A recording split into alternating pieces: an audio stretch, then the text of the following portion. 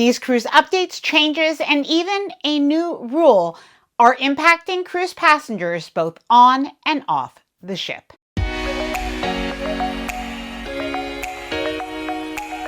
Hi there, I'm Ilana from the website lifewellcruise.com. Welcome back to my channel.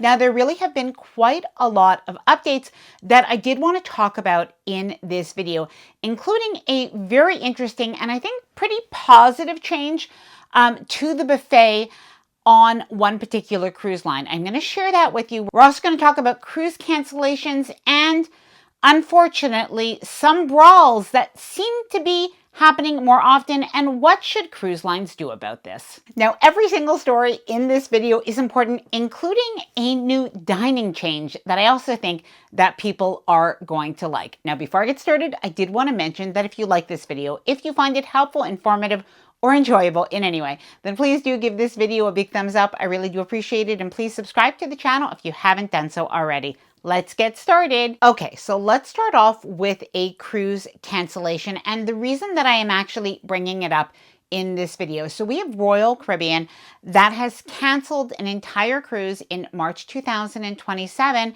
And the reason they've done this is because this cruise ship, the entire cruise ship, is actually chartered by a group. Now, typically, we used to see these kind of charters happening on smaller cruise ships, so it didn't seem to impact as many people. Maybe it wasn't during like March break, and maybe it wasn't on such a large ship. So I do think that that is why people are really talking about this one. This is actually on Allure of the Seas. Now, in fairness, Royal Caribbean has offered guests that were booked on this particular sailing another sailing 2 weeks later. They're offering guests the same price that they have paid. They're just going to move everybody over. Or if the cruise is cheaper, then they can pay the lower rate. And there's also some nice onboard credit to sweeten the deal. Oh, and by the way, there's also some compensation for flight changes. Now, if you've noticed that you've heard more stories like this reported, it does seem like it's happening a little bit more often. And of course, cruise lines will do this because it's great for revenue to have the entire ship booked up, but it does often leave cruisers that have been planning early in advance disappointed. Now, is it really that common? Probably not. However, something to note is while the cruise line will obviously, they'll refund you the cost of the cruise if you're not able to go, you could still be on the hook for flights and other expenses. So for any of us, it is important that we have travel cancellation insurance just in case. Princess Cruises' new medallions. Now, Princess is actually making several changes. One of the things that they're doing is they have a new sort of online check-in and booking process. I recently started to go through this. I actually am, at the time that you're watching this video, I am in Europe and we're actually heading on the Enchanted Princess. I cannot wait. But it does look like things are continuing to evolve. So I will be on the ship and I'll probably share some updates as I see them. But one of the things that I did want to talk about is the new medallion. I see a lot of people talking about this. So this is from a recent cruise, our Alaska cruise on Princess, that was on Star Princess. And it does seem like the medallion has changed just a little bit, but this one is magnetic. Now, I have heard that there are also plastic ones that aren't now available. So it does seem like perhaps they're phasing them in. I'll let you know from Enchanted Princess. Now, the bigger point that people are making is what happens for all of our medallion holders. So just to let you know, this medallion holder is from Amazon. I love it because it sticks right on the back of your phone. My phone is always with me, so it's super handy, but other people have wristbands, you know, and even fancier type of jewelry for their medallions. So this is what I have been told, is that even the plastic one should fit in most medallion holders. However, if your particular holder, if the new medallion doesn't fit, apparently all you have to do on the cruise ship is go to the accessories desk.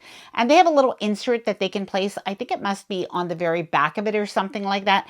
So that when you do place your medallion into even like the wristband or that prettier bracelet, that it will fit and stay. Now, for any Princess cruisers, we do have an update to a cruise buffet seating rule.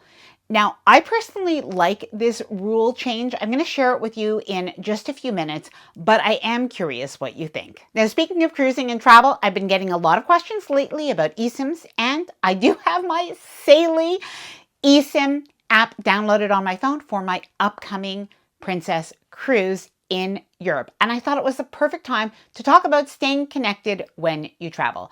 This is where Saily, the sponsor of today's video, comes in. If you're cruising in Europe, Asia, or another destination where your phone plan doesn't cover you well, or where roaming fees can be expensive, an eSIM is a very affordable way to stay connected. It gives you reliable data on port days and during your pre and post cruise travel without those high roaming charges. And since it's an eSIM, there's no need to deal with a physical SIM card. Saily is easy to use, affordable, and convenient, especially if you're visiting more than one country. You just download the app, pick a plan. There are 190 countries and 9 regions, and install the eSIM by following the instructions on the app. And with Saily, you don't have to install a new eSIM for each country. It works automatically across destinations on your trip. Saily is also backed by Nord Security with features like web protection, ad blocking, and virtual location tools for added privacy. Now, I do have an awesome discount code for 15% off Saily data plans. Use LifeWellCruised at checkout. I'll leave my exclusive link in the description below the video and in a pinned comment. Now, by the way, for anybody wondering, I see that Saily does have a new cruise eSIM plan that was just announced. So as I get more information about that, I will share it with you. All right, before we talk about cruise ship dining and some good things, we really should talk about these cruise passenger brawls that do come up once in a while. And it does seem like just about once a month, sometimes even every couple of weeks, we are hearing about a new one. And it's not just 1 or 2 cruise passengers. It does seem like it's groups of 5 people, 12 people, 16 people, which is really too much. Now, the most recent one happened apparently as Carnival Conquest cruise passengers were disembarking from their cruise in the port of Miami. Now, I'm not going to go over all of the details of it, but clearly there is a little bit of a problem. Now, what should cruise lines do about this? Apparently, Carnival says they're not tolerating it at all.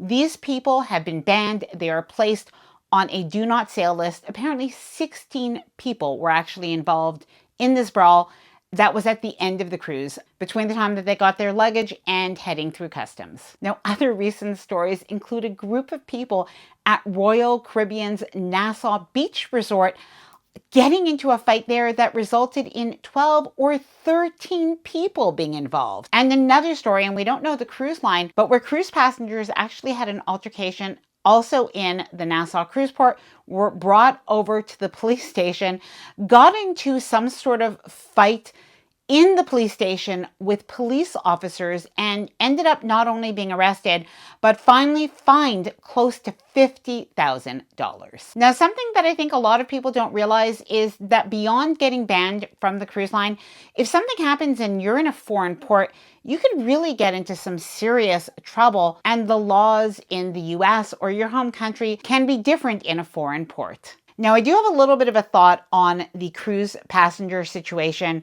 and people being banned from a specific cruise line.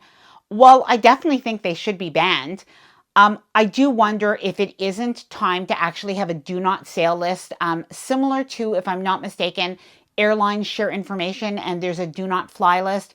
But it does seem like there should be a do not sail list as well. I am curious about your thoughts. How can this stop? Please let me know your own opinions. Keep them nice down in the comments below. Okay, speaking of Carnival, Carnival is making some dining updates, and actually they are sort of up-leveling their presentation of some of their cruise foods, which I really do like. So we were actually in New Orleans getting a little bit of a taste of some of the new foods that are going to be on the new Carnival Festival, Carnival Tropical.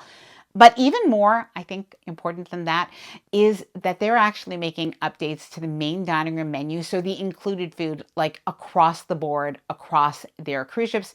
And they also have a new breakfast option. So first, let me share with you a little bit about their cruise food in their main dining room. We had a little bit of a sampling of some of their dishes. And like I mentioned, not only are they bringing in some new options while still keeping some of those classic favorites, but they are really improving the presentation. So take a look at this mushroom soup that actually has this sort of like croûte top, flaky, buttery. Oh my goodness, so good. Now I also sampled the barbecue salmon, really delicious, and Frank had the butter chicken, which he also really liked. Now for breakfast, there's also something new called bagels at sea. So I think that there are like 3 different bagel choices, some different kinds of toppings and fillings that you could have. There's even one that looks like a rainbow. I actually didn't try it. I had the classic bagel cream cheese and lox, which was very good, but this does look like a great new option. And for Carnival's newest cruise ships, Carnival Festival and Carnival Tropical, there are going to be 4 new restaurants. One new specialty restaurant that's going to be like a coastal seafood restaurant, another French bistro that is going to be a la carte, and 2 sort of hybrid included restaurants with really fun names. One of them is called Fettuccine, which is a take on Greek and Italian food combined. That restaurant, and Ukulele, which is going to be sort of an Asian, Hawaiian, Polynesian restaurant. We sampled the dishes. They were very good. But for these restaurants, your first visit is included. And if you want to go back another time, it's only $8 a person. Now, if you are booked on Carnival's new cruise ships, please let me know down in the comments below. All right, the new buffet seating rule. Now, this is on Princess Cruises. And I have to say, this is unofficial because I have seen many cruisers reporting that this is what they have seen and experienced on like their Princess Cruises that they're taking very recently. And personally, if this is across the board, I am all for it. I even think that this should be done on other cruise lines, but I think that this is great. But again, I do not know if this is official or just for now. So let me know either way what you think or if you have seen this. But basically what is happening is in the buffet, there's a sign on some of the tables that lets passengers know to please avoid sitting down, at least during the peak hours at the buffet seating, to play cards and games. Now, don't freak out because they're not telling passengers that they should not play cards or games. Instead, what they're doing is making the main dining room available. And they do say that there will be some beverages and refreshments. Now, people that are actually on Discovery Princess, Island Princess, Ruby Princess are sharing that there are board games that are put out in the dining room for guests to borrow and use. Now, I'm curious what you think. Do you like that Princess is doing this? And do you think that other cruise lines should make this new rule as well? Please let me know down in the comments below. Now, on another note, I know a lot of people do wonder about what it's like traveling in Europe right now. Have things died down in terms of the chaos with the EES or the entry-exit system? So I am, like I mentioned at the time that I'm filming this, I'm going to be heading off to Europe very shortly, but by the time you're viewing this video, I'm probably there already. So I will share in an upcoming video what it's like as well as any travel changes. So if you have any questions about that, things that you'd like to see, please let me know down in the comments below. Now, I hope that you enjoyed this video. If you did, please do give it a big thumbs up. I really do appreciate it. And please subscribe to the channel if you haven't done so already. Bye for now and happy cruising.